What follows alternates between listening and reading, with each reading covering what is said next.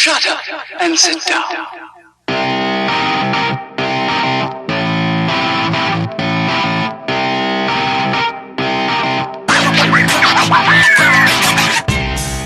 Welcome to December, Logan Lee's favorite month of the ho, year. Ho, ho, ho.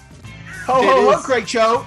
December 1st. This is another episode of No One Asked Us, our first ever December episode, although Logan Lee has been wearing that Santa hat for about 2 months now. For those watching on YouTube. For those listening, they don't get to experience that. Thank you again for listening in. It connects me directly to Judy. Some hot chocolate whenever you want. Thank you again for listening in, however you are listening, whether it be watching our ugly mugs on YouTube or listening through your ears on Spotify, Apple Podcasts, Google. Where else are we? Everywhere else. Spotify? Did you say Spotify? Yeah. Oh, yeah. Then yes, that's probably all of it. We appreciate everyone that listens. Give us a follow at No One Asked Us Pod on Twitter. At Craig W. Choate is mine. At D. Logan Lee is Logan's. Or email us at nooneaskedus2021@gmail.com. We're in December now. Logan, how you feeling? How was your week?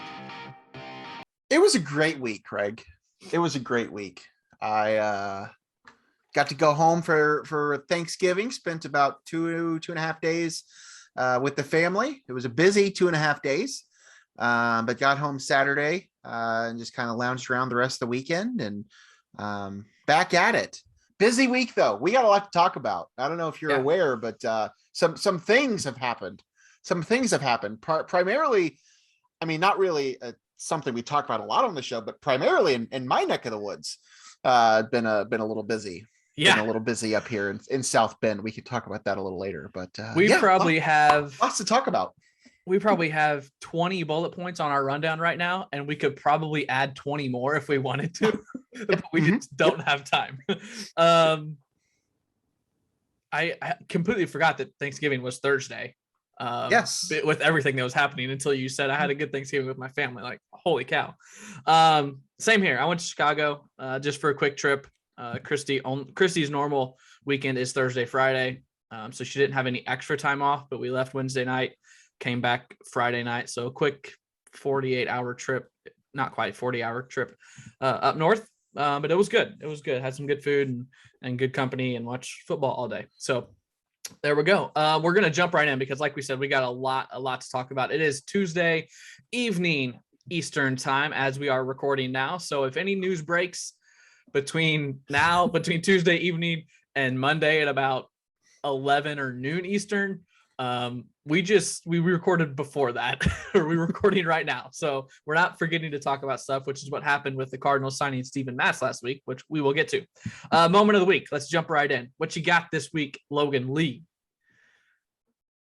I literally just had something that I was going to mention and I don't even remember what it was now.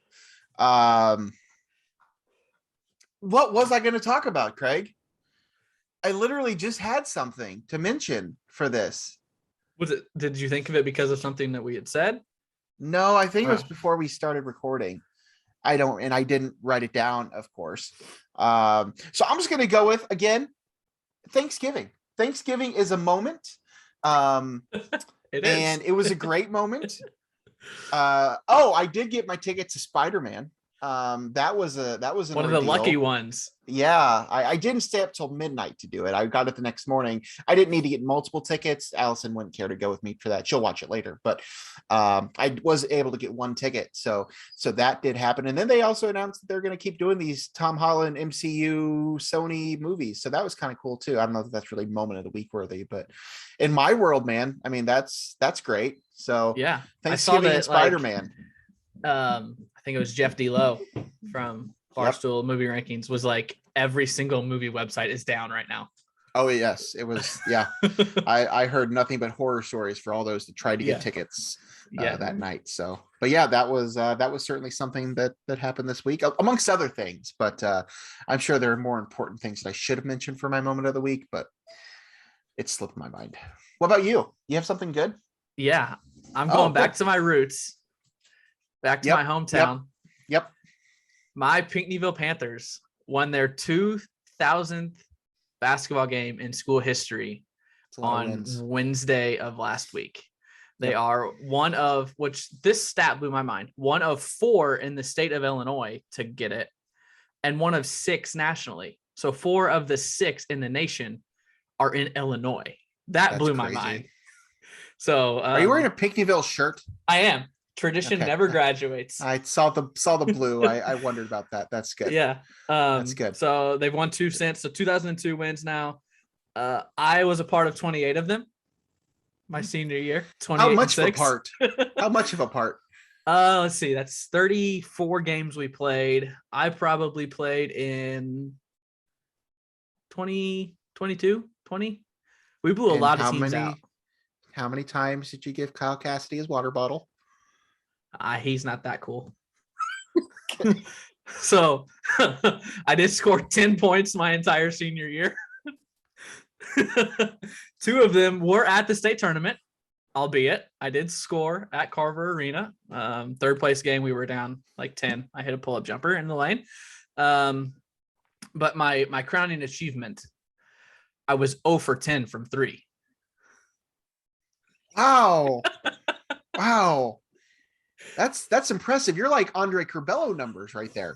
But boom. Thank you. Yeah. That's great. Yeah. That's great. It was a struggle. It was a struggle being from Pinckneyville because had a lot of good basketball players come through there. So my playing time was minuscule.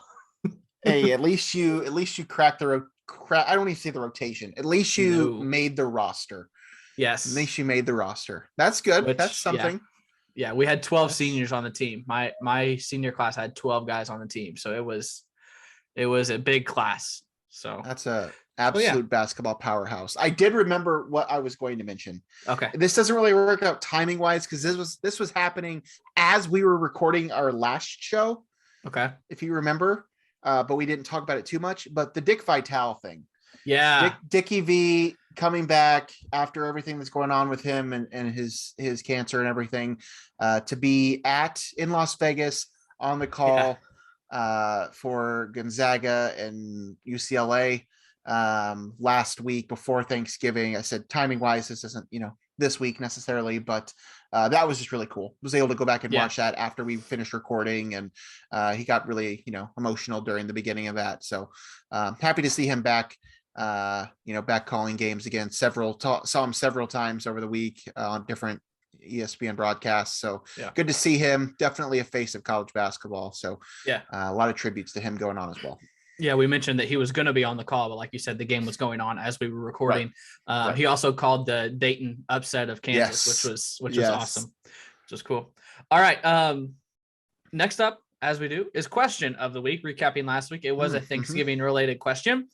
And as expected, we did ask, what is your favorite Thanksgiving side? And we gave 3 and told everyone to comment if their favorite was not on there. Mashed potatoes runs away with it.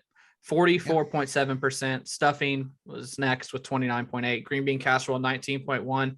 And only 6.4% said other. And the only comment was from the Family Man 13, Tim Lee. He said hot rolls. Big in the hot rolls. Well, see, that's a debate in itself because it's not a side. I've heard that argument that it is and it isn't. I've always probably considered it a side, but I mean, what would you consider it? Is it bread?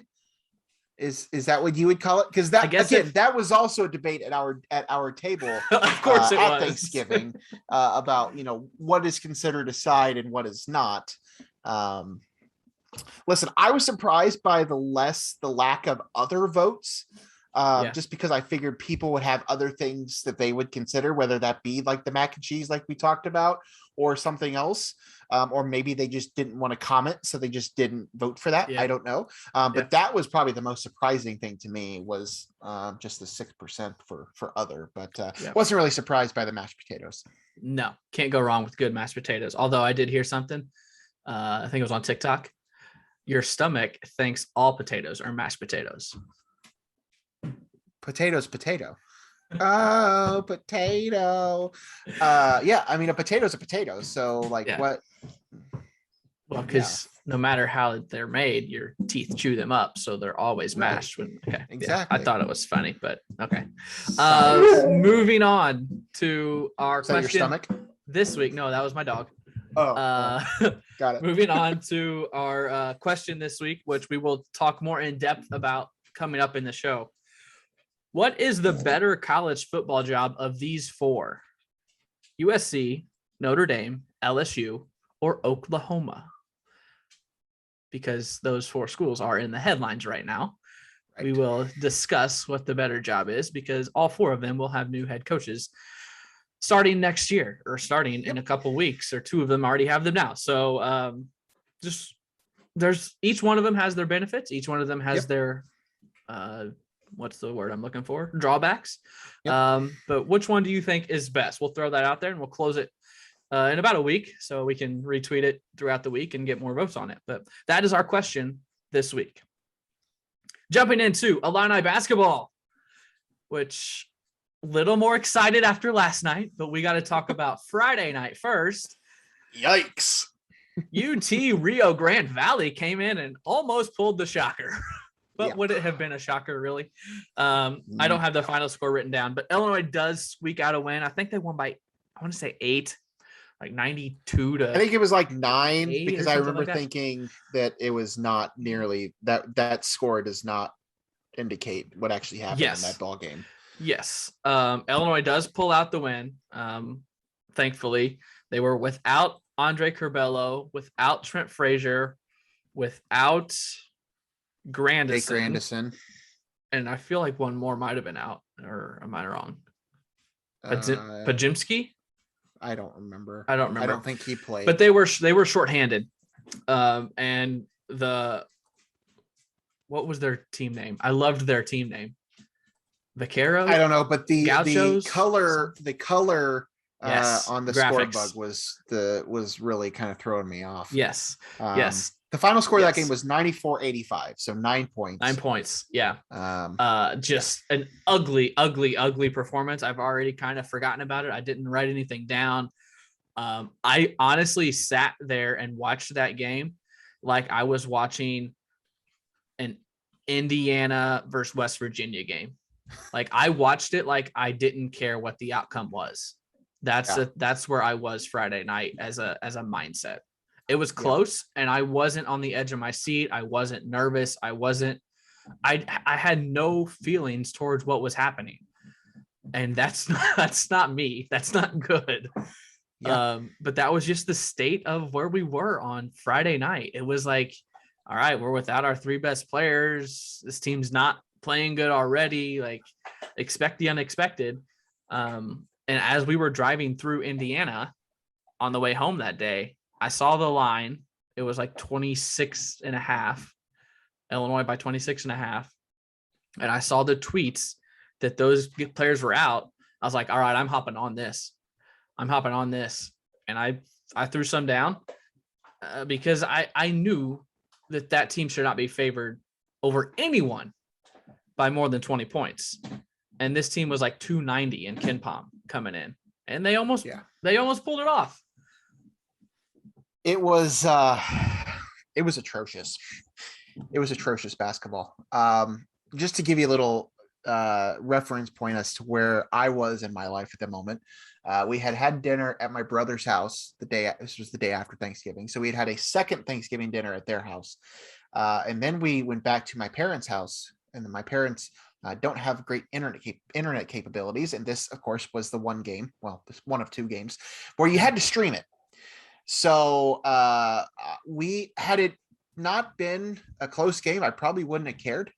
But my dad and I found a way to make it work in their house, and it wasn't great. So we were just sitting there watching it buffer over and over again down the final stretch.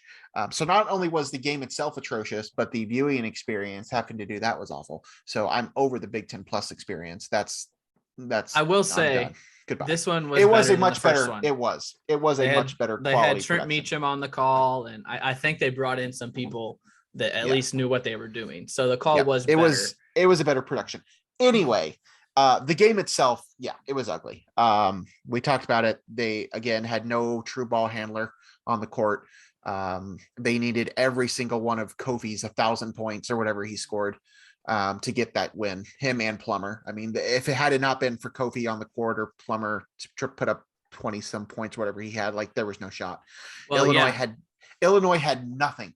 And then down the stretch, every time Rio Grande Valley brought the ball over the half court line, it was Illinois couldn't get a stop, or they would foul every single time.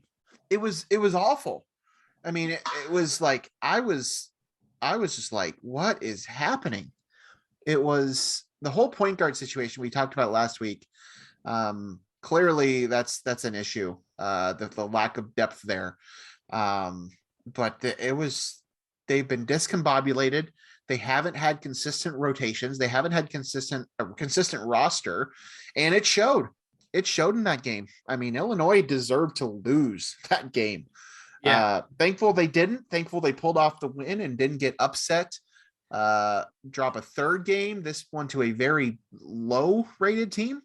But it was definitely not a pretty outcome. Not a pretty game, at least. You mentioned Kofi and Plummer. Kofi scored 38. Plummer scored 31. So in my group chat, as soon as the buzzer sounded and they read off the stats, the first question someone asked in the chat was, when was the last time Illinois had two players scored 30 or more in the same game?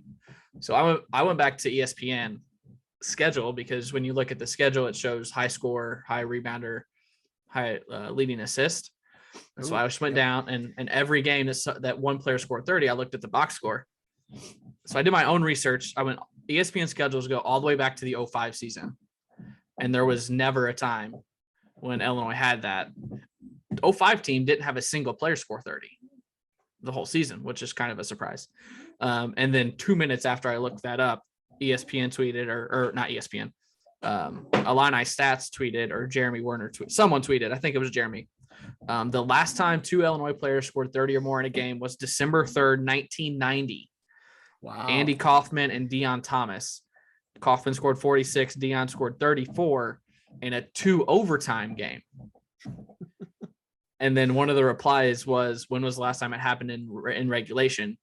And Jeremy said one of the media members just asked Kent Brown that, and it looked like Kent was going to kill him because it took him so long. It took him so long to find that stat. They'd have to keep going to find it. Yeah. So yeah, that was there was something else from Friday that I was going to mention, but I can't remember. But yeah, Kofi scored 38, Plummer scored 31. Plummer hit 7 threes, I believe, in that game, which he was 6 threes. Yeah, he was on fire, which they needed every single one of them. But even with that win, coupled with the Cincinnati loss last week, Illinois dropped out of the rankings for the first time since the end of the 2020 season. Towards the end of that year, they were out of the rankings until they went on the big run late. So they're not ranked as of now, unranked team, but they did get another win last night, Monday night, 10-point win. Again, did not write the score down. I believe it was a 10-point win over Notre Dame. The Fighting Logan Lee's 10-point place of residence. Yes. Notre Dame's not very good. No. Remember when the Big Ten ACC Challenge pairings came out, and we were like, wait, Notre Dame was bottom of the ACC. Why do they get Illinois coming off a 1 seed? Like, this is not a very good matchup. And then Kofi came back, and we're like, holy cow, Illinois is going to win by 20. And then this happens, and it was a fairly close game. Once again, Illinois without Curbelo, without Verdonk, but Grandison and Trent Frazier miraculously show up in uniform. That was incredible. Earlier on Monday, John Rothstein from CBS tweeted all 4 of them are highly unlikely to play. I said, throw all of your money on Notre Dame +4 at the time, maybe money line. Logan said something like, "Oh, this is going to be fun," or you said something. You quoted the same tweet, I think. Yeah, I said something about Notre Dame by 20 or something like that. Yeah, yeah. And then the reporters, the Illini beat guys, get to the arena, and Grandison's in uniform warming up, and Trent Frazier's in uniform warming up, and I'm like, "Oh, okay, that's a boost." And it worked. I mean, I don't think Illinois was ever. The biggest lead was 15, I think, and that was in the second half. Yeah.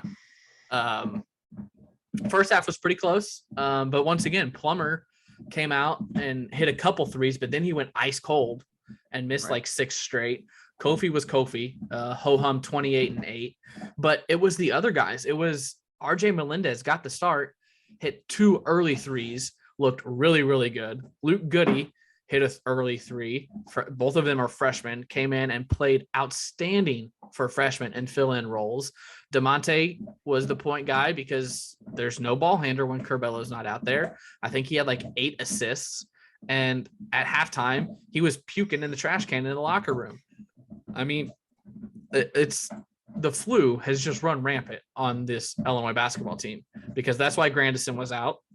Podziemski had the flu before Grandison, I think. So it's just running rampant. DeMonte's out there with the flu playing a huge number of minutes. This game just came out of nowhere, honestly. And I felt like once Frazier and Grandison, we saw them in uniform and the team was like, all right, we're getting some of our guys back. It's like they kind of got us. I don't want to say a swagger because I feel like that's thrown around too much. Confidence. But they got a little confidence. Yeah. They've got most of their team back. We're at home. We can do this. And they came out and they played well. They played pretty dang well Monday night. Yeah. It's that offense is going to run through Kofi when he's on the floor and he gets his position, and there's hardly a team in the country that's going to be able to stop him. What went well last night, though, as you touched on, is that the other guys around him were making shots. And that's just something Illinois has not been healthy / altogether or making shots this season. Those two things have not happened simultaneously. And last night, other than not having Curbelo and Verdonk to an extent, but those things happened. And Trent, he became the facilitator and did a fine job of it. They were gritty. They were getting down. They were going after loose balls, loose rebounds. It looked like a totally different team. That first half was one of the best first halves or single halves we've probably seen from this team in a while. Yeah. Collectively, just getting production from all areas of the court. It was nice to see. It was nice to see. No, Notre Dame is not a great team. They're probably going to be definitely bottom half of the ACC. Yeah. But they still have players. I mean, they still have a couple post players that are pretty darn good. They're not able to stop Kofi, but they can do some things. They'll have some impressive nights this season. But it was just nice. It was nice to see Illinois come out, surprise some people with some of the health of some of the players and pull out that win. It was definitely a nice little bounce back after what had been a very rough week right before Thanksgiving. Yeah. Kofi goes for 28 points, 8 rebounds, Plummer 21 points, and only 3 threes, which 90% of his scoring has been from behind the arc. So for him to score 21 while only hitting 3 threes is pretty good. Although a lot of those came from the free throw line late. Kofi at one point was 10 of 11 from the field. He finished 11 of 16 because they started hacking him every time he went up for a shot. And I think he attempted like 12 free throws. No, he was 6 of 9 from free throw line.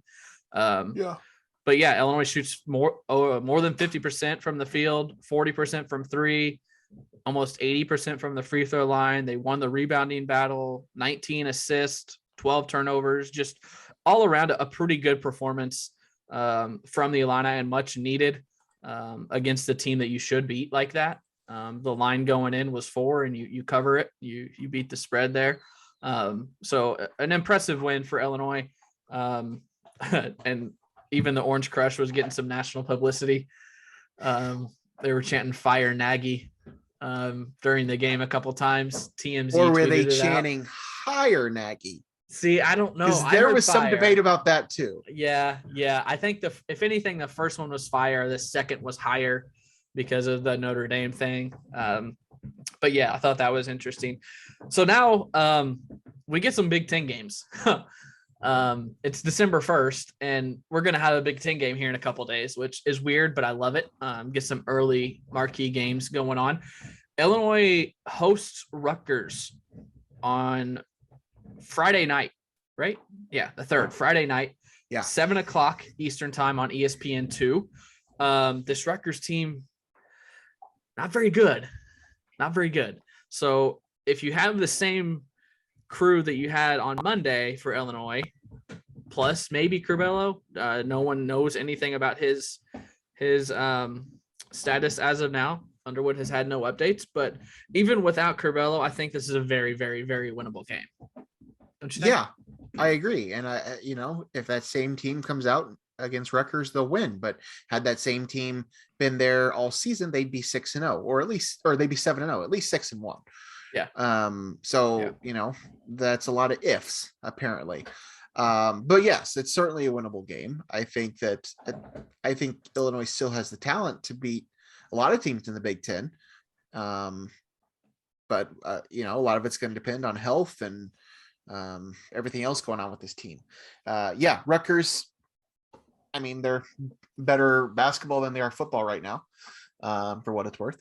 But either way, I mean, they're certainly going to be, more towards the bottom of the conference, especially with being at home. I think that's a game they're going to need to definitely go for. Really need to start the conference season off strong, get a home win. That would be nice. Did they lose? Rutgers is 3-3. Rutgers at home last year? I don't think so. Or was it on the road? I remember the loss to Rutgers because I was at my parents' house. Let me look at the schedule. The 2020 season. It was on the road. It was at Rutgers. They lost right before Christmas. Right before Christmas. Yep, I remember it. Yeah. Yep, I was at my parents too. This year, Rutgers is 3-3. They started the year with an overtime win over Lehigh, and then they beat Merrimack by 13, 48-35. Woof. Then they beat NJIT. But then they've lost the last 3. They lost to DePaul in the Gavitt tip-off game by 3, and then they lost to Lafayette by 2 at home, and then they lost to UMass by 2 on the road. They play Clemson in a couple hours as we are recording, so they'll have another game on their record before they play Illinois. They play Clemson tonight, so a game you should win. That's what it boils down to. A game you should win on at home, probably by double digits, unless we see Rutgers come out and just blow the doors off of Clemson and look like world beaters tonight, which could happen. Likely not, but unless that happens, I expect a win from the Illini this week. We are going to record another episode before the Iowa game, so we'll talk about the Iowa game on the next episode. So only one game to preview this week with Illinois. Anything else college basketball related? The Duke UNC game was pretty spectacular. I don't know if you stayed up to watch it. Not Duke UNC, Duke Gonzaga game. Yeah, I did watch most of that. No, that was a good game. I was going to mention though, and you kind of touched on it earlier, I don't know that any of these Big Ten ACC matchups are particularly great. I mean, they didn't put, I mean, it's hard to necessarily schedule those, 6 to 8 months out or however they do them. Ohio State tonight could be okay. I don't know if Ohio State's not. I mean, I don't. Neither of us said they're even top 3 in the conference. Yeah. I mean, I don't know. It's just kind of speculation and whatever. But I was just looking at some of those matchups, like Louisville, Michigan State on Wednesday night. Could be okay. It's Chris Mack's first game back. It's not that they're not good games. It's just it's not necessarily. They're not really necessarily putting the best team against the best team. Michigan UNC Wednesday night. I think Wednesday night's probably your best slate. And I'm actually going to the SIU game Wednesday night. Oh, SIU plays at Evansville. So we're going to drive over, and that's the closest. Yeah, it's the closest SIU game we could get to. So we're going to drive over. Not a bad drive. Yeah. You have somebody making noise there. Would you like to comment? I mean, if I acknowledge him, he's just gonna be louder. So here he is. Here's the dog. It's like every time we start the audience has definitely heard him. every time we start recording, he's like, he thinks I'm talking to him. So he's like, Of pay course. attention to me. Okay, get down. Go play. All right. I feel like there was one other basketball thing I was going to talk about, and now I've lost my train of thought. But My bad, bro. okay. Moving on to football. Ending the season on a high note for the Illini. Really, 47-14 over Northwestern on Saturday. Not even competitive. It was 28-0 before you could blink an eye. I mean, and I tweeted it, where was this all season? Like, and someone replied, well, we didn't play Northwestern all season. Okay, yeah, to an extent, but that doesn't excuse you to that doesn't mean you can just call like lame plays and change your play calling. It's like, why wasn't Tony Peterson trying to do this stuff all season? Like, he had a 55-yard touchdown past Isaiah Williams. Nothing to lose at this point. I mean, I'm not sure that they had a lot to lose at other points this season either, but I don't know. I'm not sure that that's necessarily a reason or an answer, but I know it's certainly, something to think about. I don't know. That team, I'm not sure why they just decided to show up like that. Would have loved to seen that several other times this season, but it's a great way to end your year, I guess, and you build on that. Maybe I'm just trying to come up with some sort of positive spin on this. You don't get a bowl game out of it, but hey, a win's a win. I think we both probably predicted 5 wins, so I said 6. No, well, I said 6 and 6. 5. I mean, it was like a completely different team. You saw Brandon Peters throwing the ball down the field.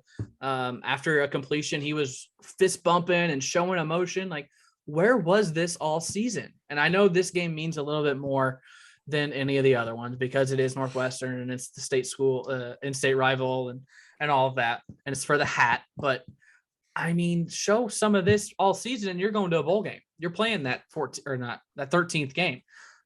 So while it was fun, there also is a little bit in your back of your head, like, well, what could have been, because all but 2 of the games they were in, they were all 1-possession games, except for Wisconsin and Virginia. They were all 1-possession games that Illinois easily could have won. No, not saying they would have gone 10-2, but they could have got 7 or 8 wins out of this year if you play like the way you did to close the season. So it is what it is. Illinois finishes the year 5-7. After the game, I was scoreboard watching and doing all the research on the 5-7 teams and the 6-6 teams. And pretty early in the night, it got to where 82 teams had 6 wins, and that knocked Illinois and the 5-7s out of the bowl game. So didn't have to sit and anxiously wait to see if you were 5-7 to get a bowl game because of that. But all in all, successful season. Year 1 for Brett Bielema, 5-7. Can't be too upset about that, considering where Illinois has been recently, and more importantly, 4-5 in the Big Ten. I think that's the big thing. Because I don't know the last time they had 4 Big Ten wins. I didn't look that up, but excuse me, it had to have been a long time ago because I don't think Lovey ever got there. And I wouldn't expect Beckman ever got there. So it might have been like back in the Rose Bowl season, but the last time Illinois got 4 Big Ten wins. So a lot to build on. Yeah. Lots to take from it. Not sure what of this roster will still be intact next season. They got a lot to work on. Yeah. Primarily in the passing game. But yeah, it's absolutely something that you take and you run with it. And I think Bielema is the right guy. We've already talked about that several times. Yeah. You need to have a strong first season, and no, it's not didn't result in a bowl game. But I think this would be a positive season. The way it ended, and some of the wins you did get, and as strong as that defense looked most of the season, I mean, it's definitely something to be be proud about how they turn that thing around and take it in the next year. Absolutely. Yeah. So Big Ten awards came out today. And for the first time since 2008, an Illinois defensive back has made first team All Big Ten. Kirby Joseph was named first team All Big Ten, which is incredible for him because he has kind of bounced around in positions. I think he played some offense last year. He's bounced between cornerback and safety, and he played phenomenal this season. So first team All Big Ten from him. Scrolling through here. Owen Carney, All Big Ten honorable mention. Sidney Brown, All Big Ten honorable mention. Keith Randolph, honorable mention. Devin Witherspoon, honorable mention. Johnny Newton, honorable mention. James McCourt, third team All Big Ten kicker, and Blake Hayes, third team All Big Ten punter. So those are your All Big Ten awards. Football just got a commit from Elijah McCantos, defensive back, I think from Florida. Someone that they've been the leader on for a while. So a commitment for them as well. Huge awards. I mean, a first team All Big Ten player. Robert Rosenthal is really pumping the gas for him to win the Jim Thorpe Award, the defensive back of the year. If you take any stock into the PFF rankings, statistically based on PFF, he was the best defensive back in college football this year. But he plays for Illinois. So are they going to give that award to him? Probably not. He didn't even win the Big Ten Best Defensive Back Award. So that's probably not going to happen. But statistically, he had a great season. Anything you want to see from the offseason before we get away from Illinois football? What do you need to see to have a little bit of confidence in next season? Quarterback. Well, yeah. Yeah. I mean, let's be honest. That whole thing's a mess. No, I mean, I think just keep doing what they're doing. I mean, Bielema is going to continue to bring in his guys, and instill his culture and what he wants to see. And I think they're on the right track. It's only been a season, but I think things are, trending in a positive direction. So just keep doing what he's doing. Obviously focus on that, I think, because that's focal point of your offense. And it's been an issue all season long. Yeah. So, figure out how you want to address that and just keep building. Yep. So you got to have a quarterback, and there's going to be no shortage of available ones. Spencer Rattler put his name in the portal. I don't think he's going to come to Illinois. No, I don't think so either. I mean, you're going to have a good selection of quarterbacks. So I trust Bielema to go find one that he likes and get him in orange and blue. Going to need probably at least one, maybe more offensive linemen that can come in and at least compete for a starting spot right away, because you lose 3 offensive linemen, I believe, maybe 4. So you need offensive line.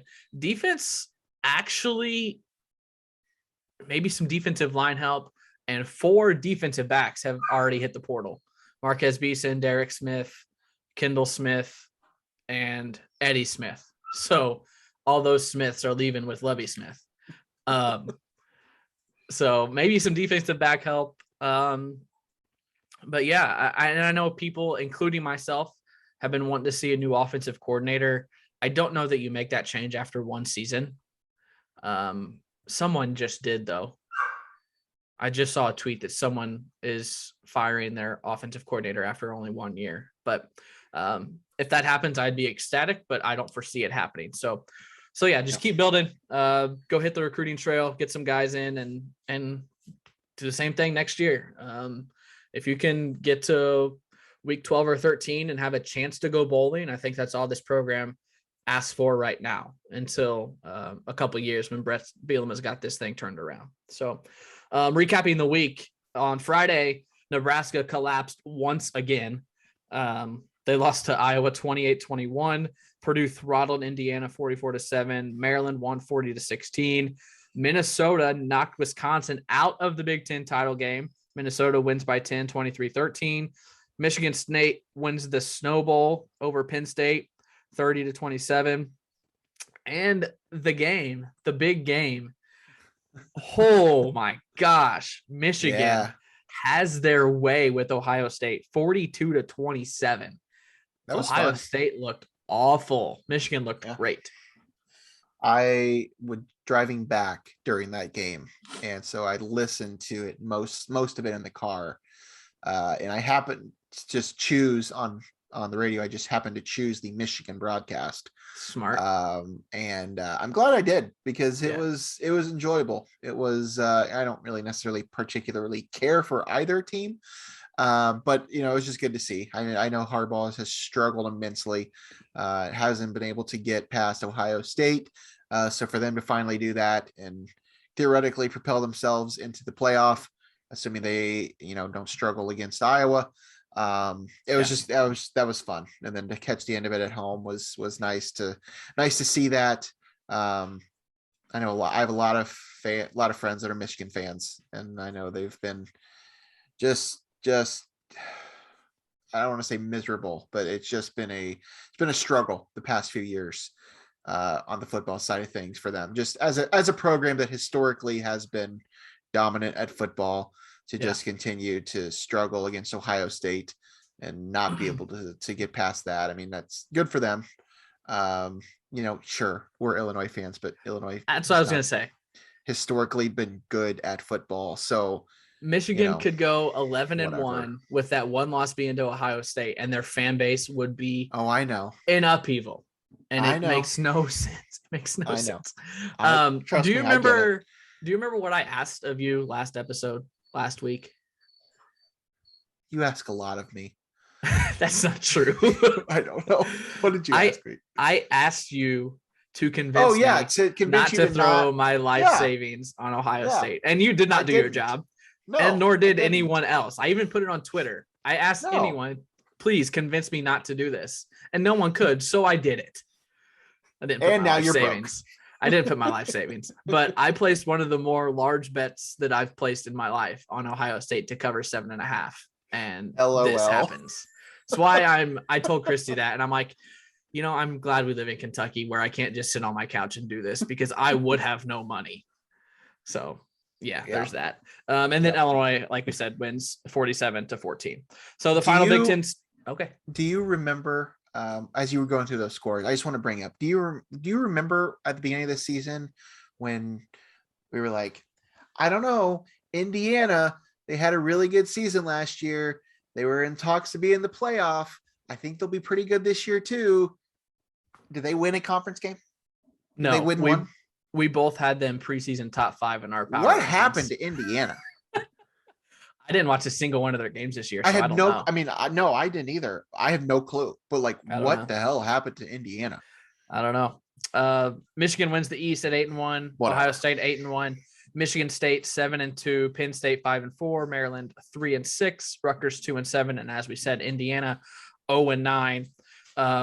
With the Wisconsin loss, Iowa wins the West alone 7-2.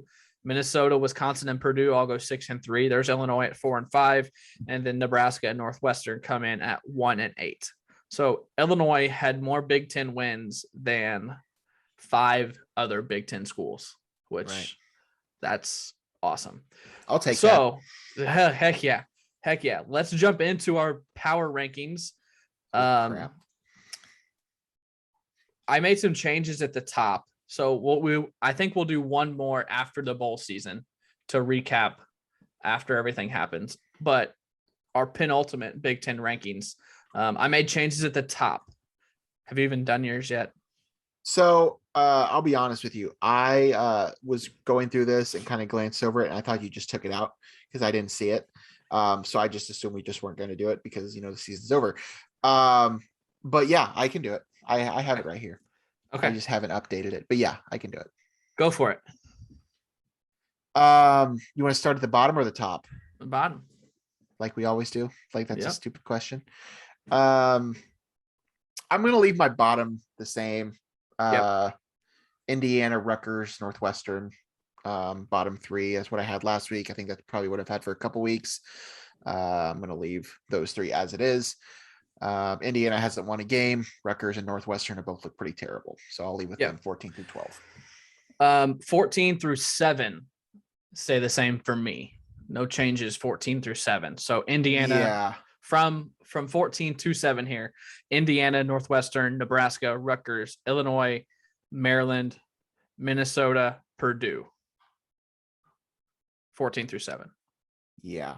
I'm doing the same exact thing. That's not changing for me either.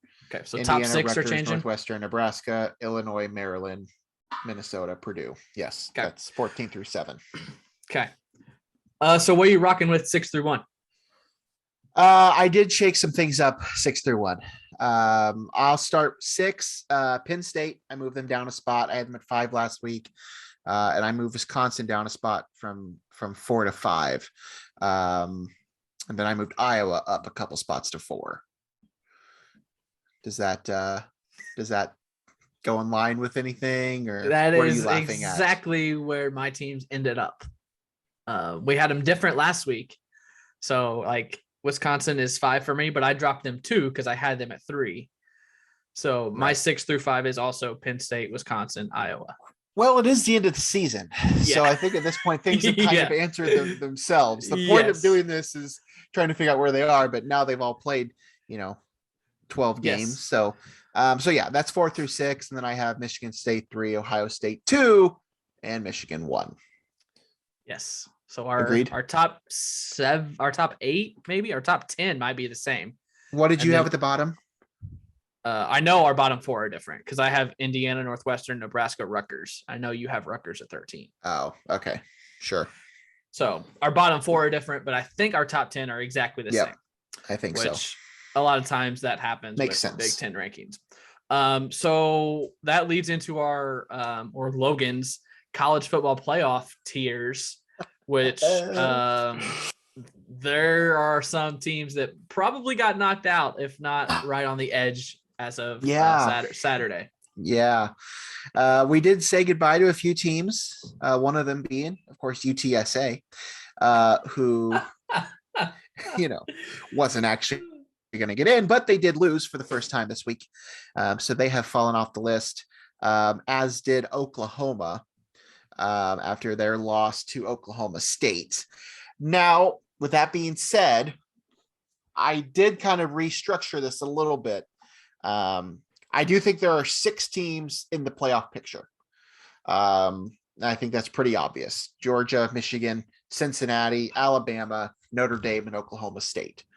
I think that the 4 playoff teams will come from one of those 6.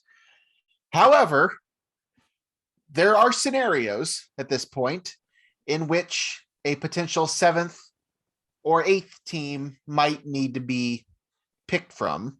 So I had to, what's the word? When you bring something back to life, what's the word?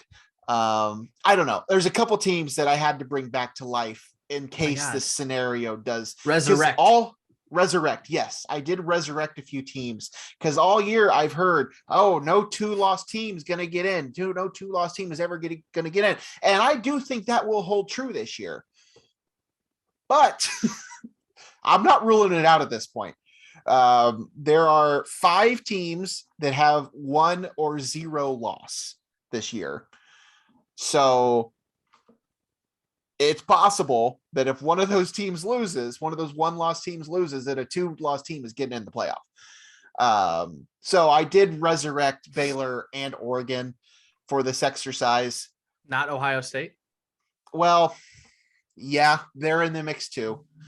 They were never technically dead, but they're also there. It's pretty much the 6, like I mentioned. And then there's that 3 of Baylor, Oregon, and Ohio State are kind of just hanging around in the event that chaos ensues on Saturday. Yep.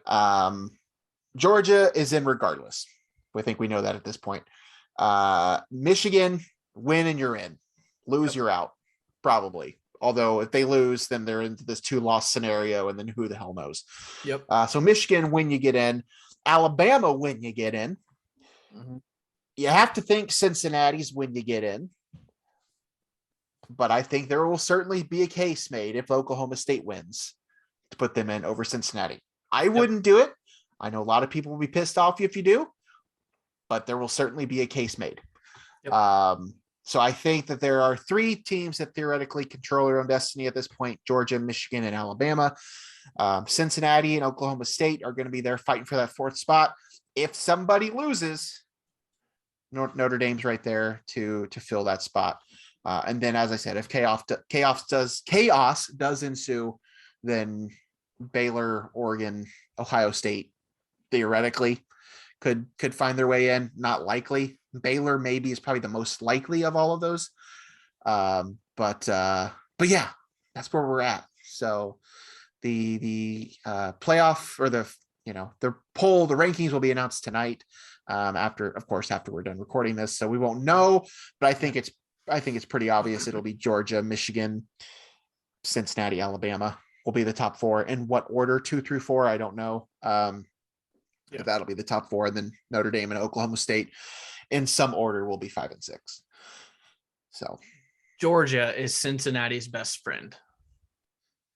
Correct. Yes. Because if Georgia beats Alabama, it knocks them out. Yes. That Correct. moves Cincinnati into either a 3 or a 4 spot, instead of Correct. if Alabama beats Georgia, Yes. then Cincinnati's only hope is the 4 spot. Correct. And if Oklahoma State beats Baylor, they're right there as a take your pick. Yep. Nope. I agree. Yeah, Georgia, as long as Georgia beats Alabama and Cincinnati wins, and Cincinnati is probably in. I kind of proposed this question last week, but we're still a little further along here. 1-loss Cincinnati or 2-loss Alabama, Ohio State, Michigan. I mean, I think if Cincinnati loses, they're out. I mean, I think you're probably right, but I mean, yeah. Are you going to put a 2-loss? Will a 2-loss team get in over them? What if because everyone, no 2-loss team has ever got into playoff. So what if Georgia, Michigan, Cincinnati, Oklahoma State all lose? Chaos. Yeah, right. Chaos. That's right? why you have to. That's why I had to resurrect these other teams. So what's the scenario? You said Georgia Michigan, loses. Michigan Cincinnati loses. and Oklahoma Cincinnati State loses. all lose. Yes. Well, Notre Dame's in. Yeah. And Georgia's still in. And Alabama. And Alabama's in. So who do you give the other that's one your to? 4th to, again, you're talking a 2-loss Michigan, a 2-loss Oklahoma State, a 2-loss Baylor, who just beat Ohio State. Yep. 2-loss Yeah, Oregon. I mean, if Baylor, if in that scenario, if Baylor beats Oklahoma State, I would personally still love to see Cincinnati in there. Don't think it'll happen. But in that situation, it'd probably be Baylor. But I mean, they're one point I want to make this week, and of course, this is not set in stone, but what I love about this year is that Oklahoma's out, Clemson is out, Bama is probably out. So if the most likely, let's Ohio agree, State. the most likely scenario right now is Georgia, Michigan, Cincinnati, and Oklahoma State, Baylor, something. There's one college football playoff appearance in that group of 4 or 5 schools. That was Georgia in 2019 when they got beat by Bama in the championship. Yep. I love that because that's what we want. We don't want the same 4 schools every year, which has been for 7 years now. A combination of, as you said, Bama, Oklahoma, Clemson, and Ohio State. I mean, those 4 schools have been in the playoff over and over and over again. Except for that first year when we had Michigan State and Washington. You remember that? Yeah. First or second year, Michigan State made it. Yeah. So that was fun. Coming down to the wire here. Rankings will be released here in minutes. And we'll talk about them next week after championship Saturday. But I don't even think college football on the field action has dominated the news cycle. It's kind of taken a back seat the last couple of days. If you have been asleep since Saturday, you're waking up to a USC program led by Lincoln Riley, a LSU program led by Brian Kelly, and a Florida program led by Billy Napier. Those are the 3 big hires. Napier obviously not getting as much publicity after what happened with Lincoln Riley and Brian Kelly. So Lincoln Riley leaves Oklahoma, who has gone to the playoff 3-4 years in the last couple of years, for USC on Sunday. And then yesterday on Monday, Brian Kelly leaves Notre Dame for LSU. This sounds like NCAA football 14. Would you like to explore other options in the coaching carousel, or would you like to sign your extension with Notre Dame? First of all, can I say I love it? Obviously, I have no vested interest in any of these teams. Right. I love it. And I forgot who tweeted it, but someone said there is no such thing anymore as a stepping stone job. Lincoln Riley and Brian Kelly were at Oklahoma and Notre Dame, 2 of the top 10 programs in the country. And they left. They weren't fired. They didn't go to the NFL. They left for another college coaching job, head coaching job. Yeah. I mean, when you see the contracts, no sane person blames them for leaving for what they're getting offered and what they accepted. The only people upset about this are Oklahoma and Notre Dame fans. Yeah. Those are the only people upset about this. Everyone else in the country completely understands and loves the moves. What do you think? You're in the heart. You're in the heart of this right now. Logan is in South Bend, Indiana, home of the Fighting Irish. I'm surprised the town is still standing, but it is. So what is the mood in South Bend right now? It's been a day. I have not talked to a ton of people, but I do follow a lot of South Bend media on Twitter. And from what I've gathered from people I talk to, whether that's media or friends that I follow on Twitter or people that I have talked to, a lot of confusion, a lot of people that are upset, which, trust me, I understand. I get it. I get where they're coming from. They have every right to be upset when your coach leaves. It is the business. It is the money. There are certainly theories aplenty for both of these situations as to why these two gentlemen did the things that they did to go take other jobs. I've heard several people in terms of Brian Kelly reference the fact that he doesn't think he can win a championship here. Yep. And there have been too many roadblocks that he has had to go through with administration. There are too many roadblocks with the simple fact that Notre Dame has higher standards when it comes to its students, its student athletes. He is not recruiting the same players that he can recruit when he's at LSU. And then the thing that I mentioned it today, and I think the biggest question mark I have with this whole Brian Kelly situation, not so much Lincoln Riley, but Notre Dame is still in the mix for a playoff spot. Yeah, I was going to bring this up while we were talking about the playoff, but I waited. Why does this have to happen now? Why couldn't this have been figured out next week? Yeah. Like when I get it. Notre Dame does not have another regular season game. Their next game will either be the national semifinal or a New Year's Six bowl game. Yeah. Either of which will be a month away. So I get that part of it. But if you are still in the mix for a playoff spot, why not wait another week and see what happens? You want to know the answer? I mean, I kind of know the answer, but I would love to hear what you think. Signing day is the 15th of December. That's fair. Yeah, that's a good point. So I hadn't thought about that. LSU wants their coach in place at least 2 weeks to either convince these guys, hey, yeah, this is who we're going to have. We still want you here, or no, we're going to pull our offer or whatever. I understand that. But here's my counter to that. If Brian Kelly was their guy, don't you think that they would be fine with giving him another week? Just a week? If they make the playoff, then I don't know. There's a lot of factors that go into it. That's just where I stand on it. I get the signing day thing. That's certainly something to consider. And I think that is obviously part of it. Because it used to be in January, so you could wait until a little bit. But now a couple of years ago, they added the early signing period. The fact that it's not is kind of nuts. I don't know. I just that's my biggest question with the whole thing. And you're right. Signing day, I'm sure, does have something to do with it. Yeah. So my the question is the other thing of this, if they do make the playoff, then it's another month that he's going to be there. Yeah. I understand coaches leave all the time before bowl games.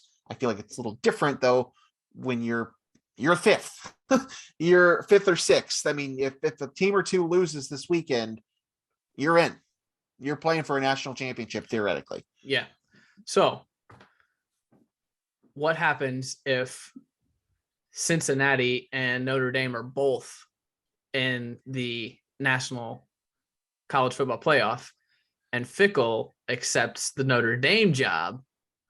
What happens? I love your theory. I do not think Luke Fickell will be accepting anything until after his season is over. Yeah. I don't think that's the case. If that's who Notre Dame wants, Notre Dame will wait.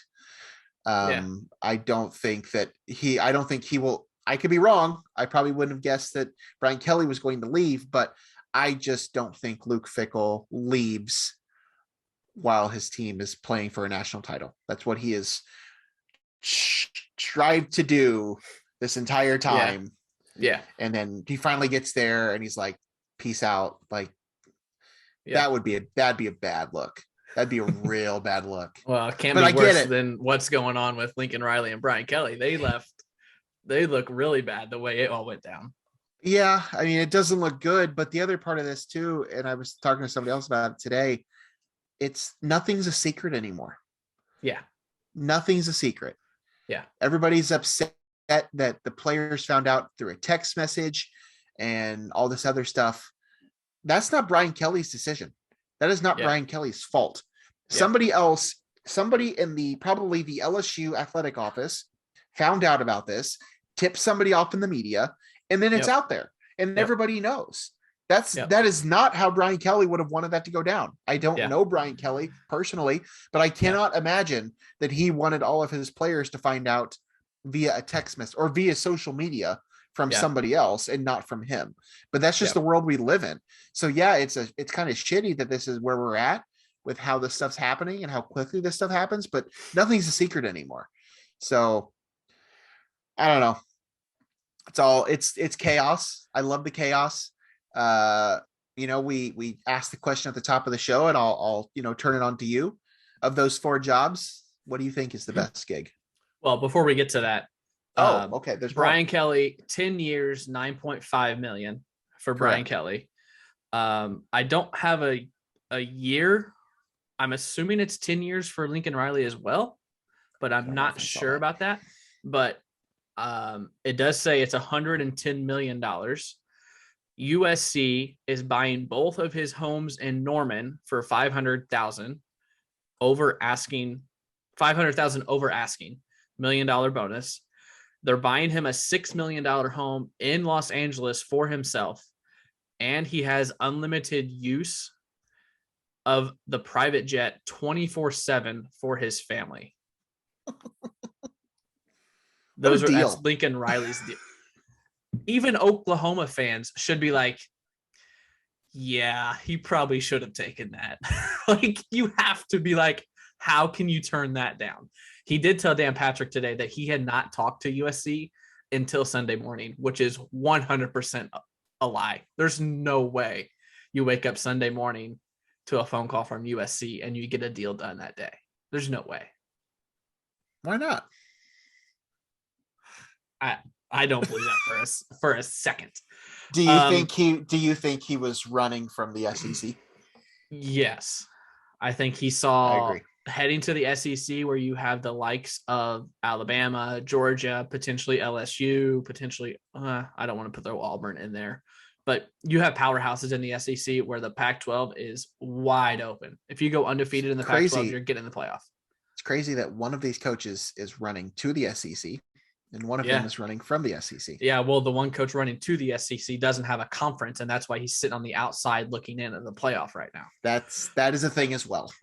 And Notre Dame fans don't always want to acknowledge that that's the case, but let's be honest. I know we're going pretty long here. I wasn't expecting to talk this much about this. If if Notre Dame was in the ACC this year and Notre Dame is 11-1 with their only loss to Cincinnati, are they in the top 4 right now? No, but they'd have a much better shot of finishing in the top 4 because they would have a conference championship this week to play. And they'd have another game against the top 15, top 20 team. Yeah. Which they do not. Their schedule as it was awful. They had a terrible schedule. Their only good opponent they lost to, they got a win against a better than decent Wisconsin team. But the rest of their schedule, they did not play anybody worth a damn this year. Yep.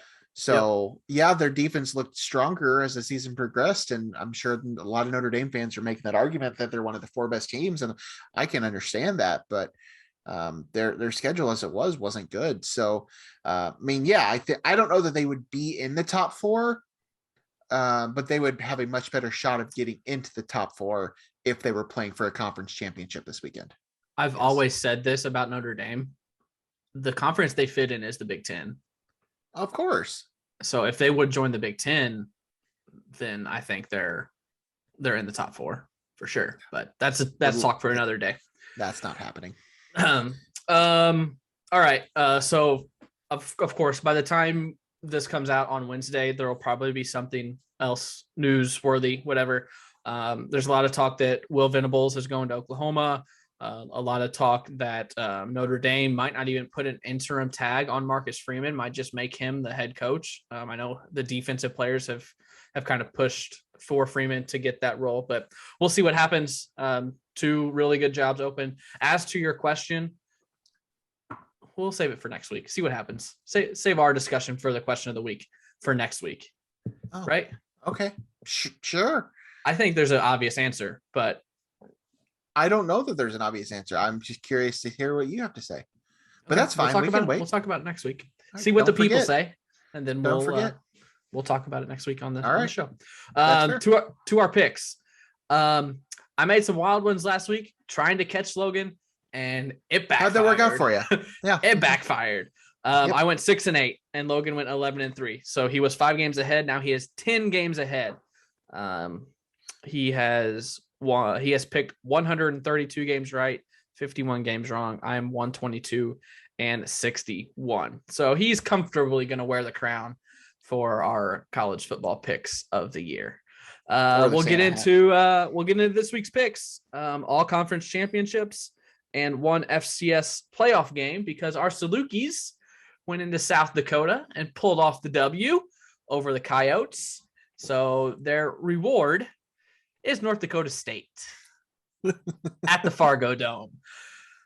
SIU or NDSU, they did not play in the regular season. So this will be the first meeting between the 2 schools this year. Have you been to the Fargo Dome? No, I have been to South Dakota State before the renovations. I've been to Indiana State and Northern Iowa. The Fargo Dome's a treat. I bet. It's kind of cool. Not going to lie. I don't think Southern will win this game, but because I have such a great lead on you right now, I'm going to take them anyway. Go Dogs. Go Dogs. SIU will always have my support, but I'm picking the Bison this week to end the season. Man, what could have been if SIU just beat Youngstown and probably Missouri State? Probably should have beat Missouri State. They'd be 10-2, probably hosting this week, maybe hosting. They definitely might have been hosting this week or last week, but neither here nor there. Good season for the Dogs. And then we're going to get to the FBS championships. FBS championships. Kent State in the MAC against Northern Illinois. Saturday, noon Eastern on ESPN. Who you got in Detroit? I'm going to go with Northern Illinois. Yeah, got to support the state, right? Kept going in state, baby. Yep. Don't know anything about either of these schools other than Thomas Hammock is Northern's head coach.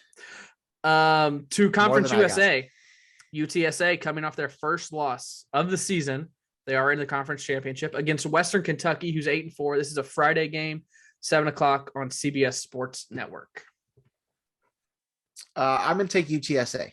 I think they will bounce back after their loss and will finish their regular season. I guess it's the regular season. Is it the regular season still? What do they call this? I don't think Is so. this I think just regular conference season's championship? over. They'll be 12-1. I'm taking UTSA. Yeah, I'm not sure what happened to them this week. I don't know. They lost to North Texas, I think at home too. Yeah, might be wrong on that, but yeah, I think UTSA figures it out, and they pull off the win in the Conference USA. Don't know a whole lot about Western. They used to throw the ball a ton, but I'm not sure if they still do. In the Mountain West, Utah State 9-3 versus Brady Hoke and San Diego State 11-1 Saturday at 3:00 on Fox. San Diego State. Yeah, I'm rolling. That's who I got as well. Yep. Aztecs in the championship there. Yep. Could be a good one in the Sun Belt, also known as the Fun Belt.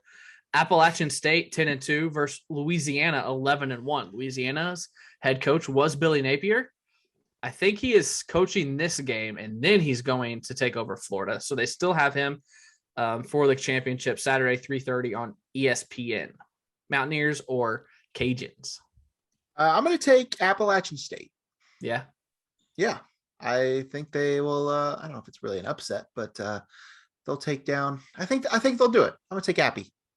I like that. Yeah. I'm not going to do it, but I like it. I'm going to take Louisiana. Billy Napier's final game in the Sun Belt is going to be a conference championship win. And then we move to the American, where Cincinnati is trying to stay undefeated. If they do, they're probably in the playoff. They have Houston Saturday at 4:00 Eastern, ABC game. Do they remain undefeated? Do they get their playoff berth, or do they get upset? What an absolute heartbreaker this will be if they lose this game. For a lot of people, myself included. I could certainly see it happening, but I don't think it does.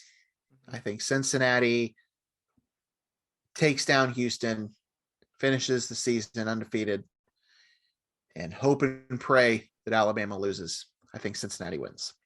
Houston could very well be undefeated as well. They're 11-1, and they lost their first game of the year to Texas Tech. I think it was pretty close. I think they had a lead late, maybe. That might be wrong, but I know it was close because I bet that game because I was back in Illinois. I'm telling you, man, I lose fade Craig because whatever I pick, the opposite happens as far as gambling. Yeah, Cincinnati. I think they go undefeated. I thought so from the start of the season. I think they complete that on Saturday. In the Pac-12, a rematch of a couple of weeks ago, Oregon and Utah. Oregon's 10-2, Utah's 9-3. This is the other Friday championship, 8:00 Eastern on ABC. I'm going to take Oregon. Utah beat them the last week, right? Was that last week that they played that game? 2 weeks ago. 2 weeks ago. Last week they beat Utah, Oregon State. I think Oregon wins the rematch and keeps themselves with a glimmer of a hope. Not likely, super not likely chance, but Oregon. I take Oregon. They look so much different against Oregon State than they did against Utah. I don't know what happened in Utah. They just did not look right, but I agree with you. I think they're gonna recover from it, and they're gonna win the Pac-12, get a Rose Bowl bid. The ACC championship, a couple 10-2 teams, Pittsburgh and Wake Forest. Raise your hand if you had this as the ACC championship preseason. 8:00 Saturday on ABC. How the mighty have fallen. Clemson was only a game behind Wake. The ACC is a mess. They are the Big East. They are the Big East now of the football world. I'll take Wake Forest. I still think the ACC is better than the Pac-12, right? The ACC is better than the Pac-12, and not this year. I don't know about that. Maybe deeper, but Oklahoma State, and Baylor would probably run circles around all those teams. That's the Big 12. I said Pac-12. Oh, you said Pac-12. Oh, yeah. Yeah, maybe. Yeah, I think Oregon's probably better than all of them, but other than outside of that, maybe sure. Yeah, I thought you said Pac-12. That's why Lincoln Riley's going to USC. Yeah. Anyways, go ahead. Is it a better job? Wake Forest. Yeah, Wake Forest. Okay. You really like Wake. You picked them every time I think we've had them. And they're 10-2. Yeah. Give me Kenny Pickett and Pittsburgh. I think Kenny Pickett might be one of the top quarterbacks drafted this year. I don't think it's a very deep class, but I like Kenny Pickett. So give me Pittsburgh, and I think it'd be an upset. I think Wake's ranked higher. The Big 12, we talked about it a couple times. Baylor and Oklahoma State Baylor's 10-2. Oklahoma State, they're 11-1, right? I have this wrong. Yes. Saturday at noon on ABC. Oh, Oklahoma State. I think I'm not gonna pick with Chip and Joe. I'm gonna go with the Pokes. I'm gonna go with my boy Barry Henson. Go Pokes. Go Pokes. Brad Underwood doing that is it at his introductory press conference for Illinois, raising the Go Pokes sign. Yeah, I'm gonna pick Oklahoma State as well. I watched Bedlam and Oklahoma State looked really good. They almost blew it, but they looked pretty dang good. So give me OK State. Then we'll do the Big Ten now. Iowa and Michigan. Win and you're in for Michigan. Iowa can play the role of spoiler. This one is Saturday nights, 8:00 on Fox. I think it's the last one. This and ACC are on the same time. And the Pac-12. Oh no, that's on Friday. Never mind. Yeah. I want to do it. Really? I want to do it. Wow. I'm not going to. Okay. Go blue. Go blue. Michigan. Go blue. Yes, I believe Michigan also wins this one. They should be undefeated. They should not have lost to Michigan State. They had they should be undefeated, but I'm going Michigan as well. And the game of the century, of the week, of the year, Georgia and Alabama in the SEC championship. These are the best two teams, probably. It's the best game of the year. I think there's a lot of people that would disagree with you there about Alabama. They needed 7 overtimes to beat Auburn. That's true. Georgia's in regardless. Alabama's in with the win. I don't want to see Alabama in the playoff because I want to see Cincinnati in the playoff. Go Dogs. Go Dogs. Yes. Georgia. Yep, I agree with you. I think Georgia gets it done, knocks Alabama out. Thankfully, maybe Nick Saban wants a new challenge and goes to Notre Dame, Oklahoma, or Louisiana's looking for a head coach or something like that. Yeah, Georgia. No. All right. Pretty exciting Saturday. I like championship Saturday. So sit on the couch and watch football like always, but really good games. All right. Anything else football related? Probably, but we've already talked about it a lot. Yep. Since you won't tell me what job is better, then no. I guess we're gonna move on. You got to give the people something to come back to. You got to give them a reason to come back next week. Okay. Sure.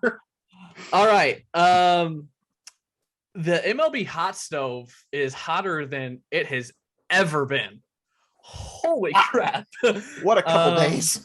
We'll start with our teams. The Cardinals were the first of the two to make a move. The Cardinals signed Steven Matz, left-handed starting pitcher, to a 4-year, $44 million deal. He won 14 games with Toronto last year. As a Cardinals fan, I think it's perfect. I don't think – I knew we needed a starter. We needed some starting rotation depth, and I didn't love the class, especially some of the money that was being thrown around. So to get Matz on a pretty cheap deal, it's like 6 years the first year, 8 the second, then 10, and then 12. So it goes up, but I think it's perfect. The staff, the pitching staff or the coaching staff did wonders with Lester and Happ last year. So if you can work with Matz the same way you did with those two, I love it. What do you think as a Cubs fan of what the Cardinals did? I think it's a good addition. I think it's a great move to add to their rotation. Steven Matz is a great arm. He's a great pitcher. I think he's going to fit in well there, as you said. I know Cardinals fans want them to add to the offense, and they still might, but adding some depth in the rotation was definitely something they needed to do. Yeah, he's a guy that was, for the last 5 or 6 years, they've always talked about how much potential he's had, and it's always an injury or just things didn't go right. And then last year in Toronto, they went right and he won 14 games and had a pretty good year. So I like the signing for the Cardinals. The Cubs finally made some moves on Tuesday, today as we record. Clint Frazier. Clint Frazier, your favorite. Ginger Pride, baby. Ginger Pride. The Yankees, the damn Yankees made him cut his hair. I hope that he just lets that stuff just go. Just let it flow, man. Yeah. I love it. Big fan of Clint Frazier when he was with the Indians. Guardians. Excuse me. They're the Guardians now. They were the Indians then. Yeah. But yeah, I mean, I have no idea. The Cubs just need everything. I mean, they have very little to work with right now. So it kind of surprised me a little bit. I didn't think he was the player they would go after. I love it.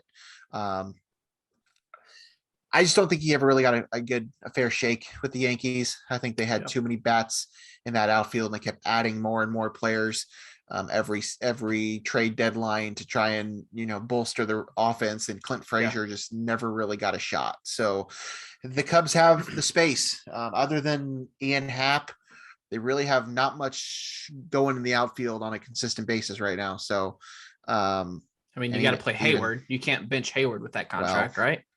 Well, certainly up for debate. We'll I mean, he's in the mix, but I don't think he is guaranteed anything at this point in terms of playing time. But yeah, so it was great to add him. The other one, which I'm sure you were going to get there, but Yan Gomes, coming to the Cubs from the A's, signing him. He's about 34, 35 years old, I think. They signed him to a 2-year deal. Great as a backup catcher. And that's what the Cubs, one of the biggest things, Wilson Contreras played way too much last season. And I think that led to him not having as great of a year at the plate. So bringing in Yan Gomes gives them a lot of flexibility. It means that one of them can play first base at times. They'll likely have the DH as an option. So one of them can DH. And it just gives the chance to let Wilson rest and sit, which is great. On the flip side of this, they brought in, while they did bring in a really good backup catcher, one of the best backup catchers in baseball, you have to think that there might be something else here. I think it's certainly something on Cubs fans' mind right now. The report that came out yesterday was that the Cubs had not been currently in talks to extend Wilson Contreras. Has a lot of people fired up. So I'd love to just think that they're bringing in Yan Gomes just to be Wilson's backup. But I think this is also a good security blanket that if they get a good offer for Wilson, that they're not going to be afraid to take it, because they do have somebody else that can handle a lot of the workload behind the plate. So either way, I guess it's a great signing. What it signals down the road, I don't know, but hey, at least they're doing something. They're not just sitting there on their fingers, like I thought they would be. I was cautiously optimistic that they would go after Corey Seager. I knew that your wasn't tweet, and I knew that like, wasn't likely. what? That had been kind of going around Cubs circles a little bit the last couple weeks, that they might be in on him. But the Javi Baez thing was certainly upsetting. Not that they didn't bring back Javi, but I think it was for more what Javi ended up getting from Detroit in terms of in terms of dollar amount. Yes, I do know that the Cubs offered Javi more money and more years in an extension that he did not take. I understand that. But those numbers that's not what was on the table this time. And the Cubs need a shortstop. And now they're just letting all these shortstops go. They're not going to be on Carlos Correa. I don't see them being in on Trevor Story. So that's the most annoying thing, but at least they've done something. So we'll say that. Yeah. I know we're off of college football, but 5-star quarterback Malachi Nelson decommitted from Oklahoma yesterday. 5 minutes ago, committed to USC. So, of course, it has that begun. makes sense. Back to baseball. You mentioned Javi. Yeah, he goes to Detroit. 6 years, 140 million. Javi heading to the Tigers. What obviously ended the year last year with the Mets. And then the big story of the hot stove so far. Well, I think there's two. I was going to say, which one's bigger, Texas or the Mets? I mean, the Mets brought in. I mean, the Texas Rangers went from cellar dweller to Still cellar dweller contender. with more payroll. Well, I mean, they can absolutely contend. I don't know that they have much pitching, but they added John Gray, who was about as good of a starting pitcher that was available in this off season. And you add a couple of infielders. I mean, they're not cellar dwellers now, but yeah, I mean, it has to be Max Scherzer going to the Mets. I mean, so that rotation now, oh my God. Yeah. The Mets signed Max Scherzer, who is 37, I think. Is he 37? Doesn't matter. 3 years, $130 million. His salary next year is more than like 5 teams right now. It's crazy. But they also signed Starling Marte, outfielder, center fielder. Oh yeah, I forgot about that. Was like last week. And they signed Mark Canha from Oakland. So 2 Oakland A's are heading to New York along with Max Scherzer to form a DeGrom, Scherzer. Who else? Who else is in that rotation? Taijuan Walker. Yeah, I was just was Marcus Stroman, but he's a free agent. Still have Carlos Carrasco. So Luke they're Casey, 1-2 punch. They're 1-2 punch. David Peterson, I think, is there. Okay. Eduardo Escobar went to the Mets too that same day. No, he went to Detroit, I thought. Oh, no, Eduardo Escobar. Yes, also to the Mets. Yes. So the Mets are spending, but so are the Rangers. The Rangers first signed Marcus Semien to a 7-year, $175 million deal. And then they go out and sign Corey Seager to a 10-year, $325 million deal. And then also you mentioned John Gray, who was a name that I had thrown to my Cardinal friends in circles of what we thought of John Gray, because I thought he would be a good fit for the Cardinals. They signed him to a 4-year deal. So they spent more than $500 million in like a 24-hour span on a couple infielders and a starting pitcher. Holy crap.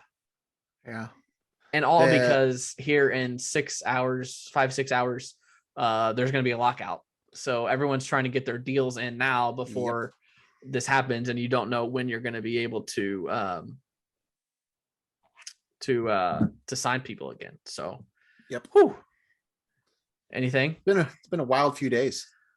It's been a wild few days. No, it's been fun to see this. We didn't even mention like Robbie Ray. That's I was going to list them off too. The Mariners and Kevin Gausman going to Toronto. Yeah, I mean, there's just been a lot of movement the last few days. As you touched on right here before the deadline. Yeah, we hit the big ones. Logan just said those. Verlander going back to Houston. Syndergaard signed a 1-year deal with the Angels. And then Avi Garcia going to Miami. And then the White Sox replace didn't they lose a closer? I feel like they lost one of their closers, didn't they?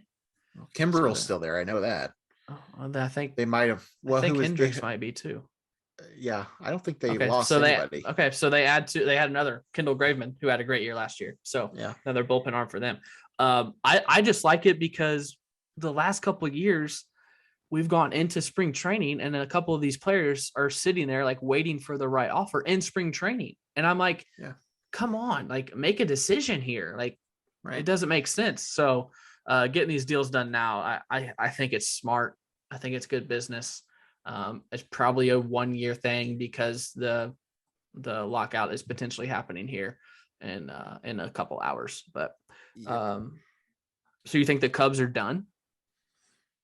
No, I don't think they're done. I mean, they're probably done before the lockout. No, I don't think they're done. They can't be done. Like they just can't be. Yeah. they have to add more than what they have right now. I'm not saying that they have to go out and bring in Carlos Correa or whoever the big names are left. I mean, I know there's still plenty of names out there still. Castellanos is still there. Yeah. Correa is still there. Trevor Story's still there.